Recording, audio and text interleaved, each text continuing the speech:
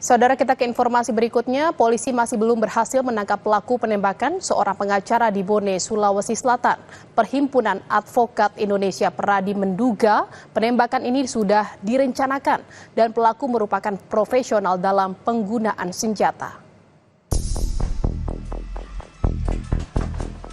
Dari hasil otopsi jenazah pengacara yang menjadi korban penembakan di Bone, Sulawesi Selatan, polisi menyebut korban mengalami luka tembak di bagian wajah. Ditemukan proyektil berkaliber 8 mm bersarang di tulang leher korban. Setelah diuji lapor, proyektil berasal dari senapan angin. Polda Sulawesi Selatan telah melakukan pengejaran terhadap pelaku dan memeriksa 11 orang saksi dari keluarga maupun istri korban yang berada di lokasi saat kejadian. Mengalami luka tembak di bagian muka bawah mata kanan. Terus kemudian peluru bersarang di tulang leher. Nah, setelah dikeluarkan, kemudian proyektil dibawa ke labor. Labor menyatakan bahwa itu adalah peluru senapan angin, bukan senjata api. Peluru tersebut kalibernya 8 mm. Sekarang masih dalam proses penyidikan dan pengejaran dari pelaku ini.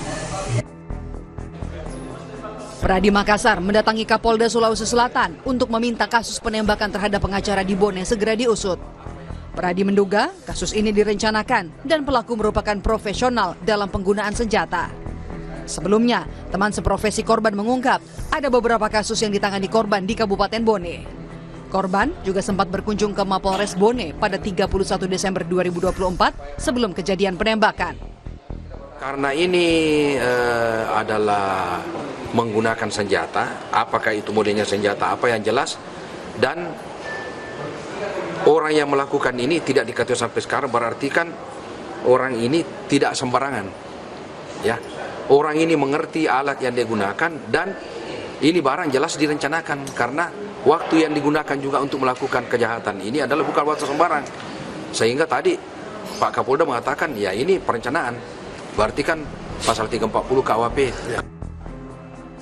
Kapolda Sulawesi Selatan menegaskan akan mengusut tuntas kasus penembakan di Bone, Sulawesi Selatan yang menewaskan seorang pengacara.